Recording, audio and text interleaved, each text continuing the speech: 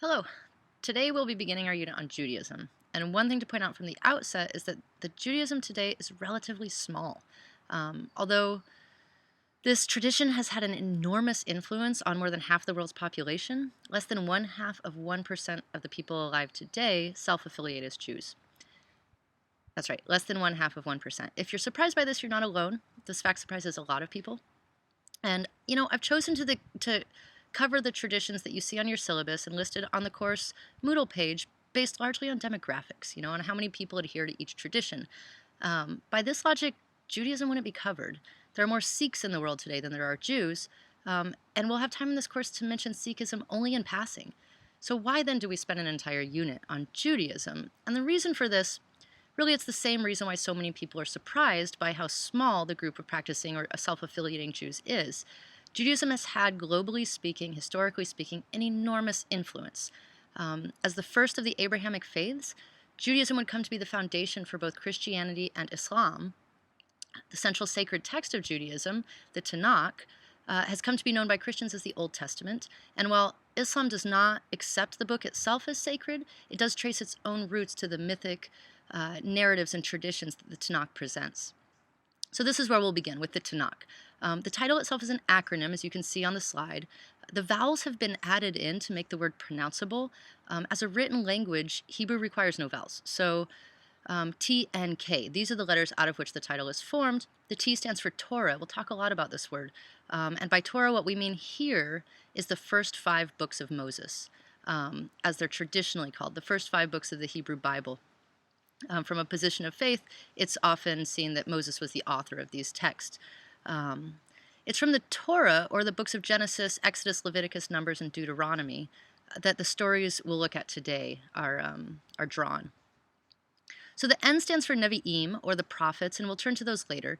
The K stands for what are known as the writings, Ketuvim, or the wisdom books often, some of which you may be really familiar with. These include Psalms and Proverbs and Job, Song of Solomon, Ecclesiastes. We'll look at some of those later as well. Today we're concentrating on Torah.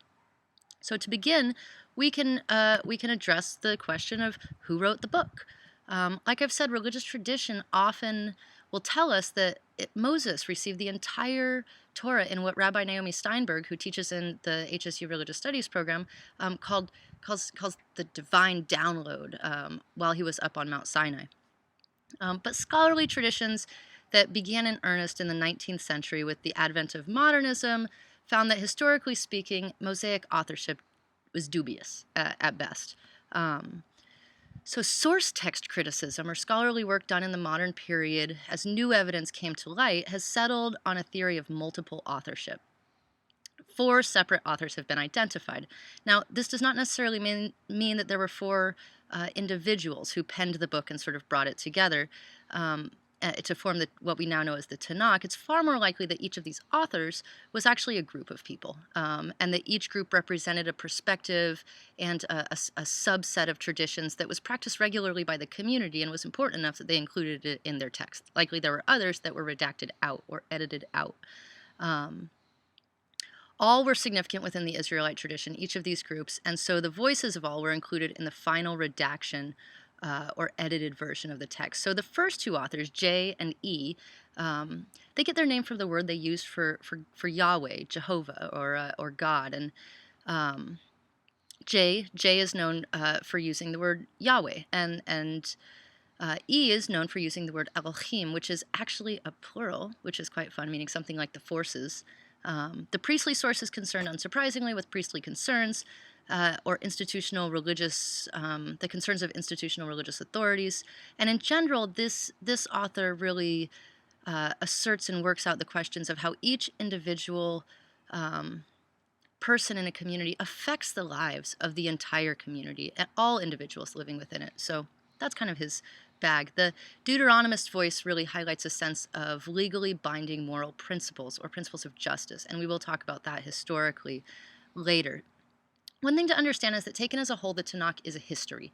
And what I mean by that is not that scientists will look back and say, oh yes, that's what happens. That represents the sort of geological changes that happened, or that's not really what I mean. But it is written as a history, as true and as close to the events experienced as the authors could make it. It's not a work of fiction. It wasn't intended to be, or what we often think of as a sort of myth. That's a way to downplay the role of this text in the lives of the people who cherish it. And but the kind of history that it was written as was a religious history, not a secular one. This is a story of God at work in the lives of individuals, in the lives of the people whom he has chosen. And he didn't choose them because they were better or stronger or more righteous. They clearly are not. The text is very clear on that. But because he favored them and chose them. And it's sort of God's prerogative to do that. He's God, so he gets to do that. The chosen people are by no means a perfect people. And the Torah was given to them, the Torah itself was given to them as a means by which to tip the scales towards justice and righteousness. So the first book of the Hebrew Bible, which again Christians will come to call the Old Testament, is Genesis, and it begins with the story of creation. In the beginning, this is Blake, and I quite like this image. So it begins, it really tries to start at the beginning of the story and begin with this narrative of creation. Now, the creation it describes is what we call a creation ex nihilo, or, and this is Latin, from nothing. That's what it means. God, and we'll see this again later, is not part of nature, but radically separate from it. And this is going to be really important. It differentiates the early Israelites from their surrounding, from their neighboring traditions. God in this narrative is nature's creator, and therefore nature proceeds from him. He preceded nature. So creation itself is answerable to him, and is understood to have been freely enacted by God as a great act of love. And we can sort of get into what these folks might have been thinking when we look around us at this, strikingly beautiful world.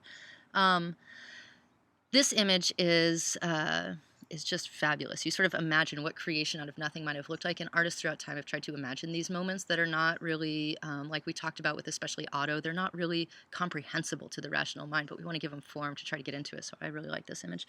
And in Genesis, the creative act happens. Oh, here's one more before we move on.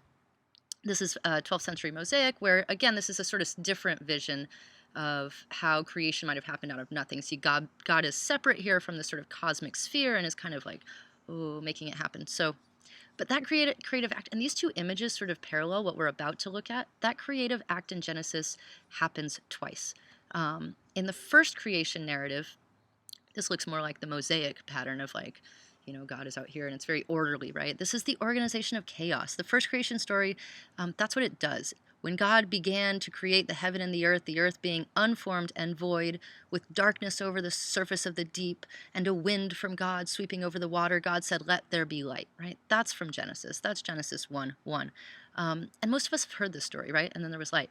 Light is separated from darkness, heavens from the earth, land from water, this kind of thing. Fiat is not only a really cool little car, but also it's a word in Latin that means "let there be." And so it's like, we don't get to create like this. Humans don't get to do this. We can sort of use this kind of performative speech when we say something like "I promise," or "I vow," or "I curse you," right? These are things that, like, the speech itself is the action.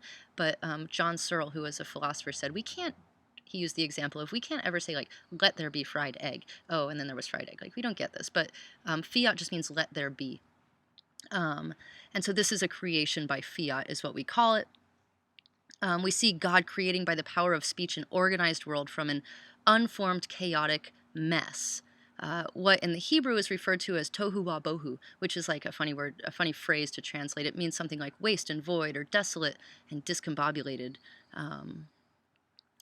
Now, the second creation story kind of balances the first. It's not creation by fiat. It's far more a story of the gardener, right? God is a kind of humanly comprehensible, more poeticized form.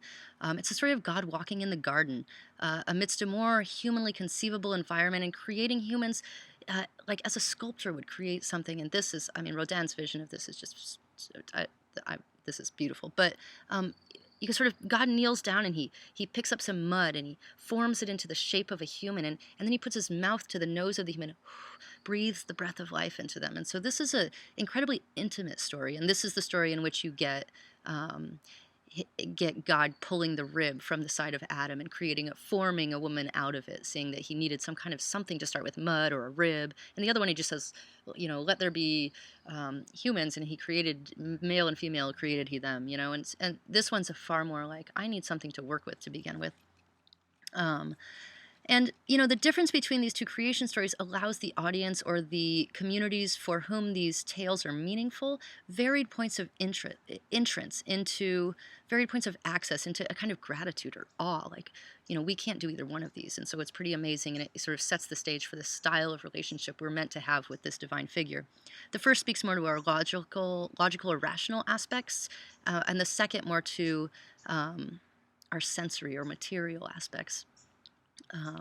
Now, each of these creation stories provides in different ways the foundation tale for a newly emergent ethical monotheism.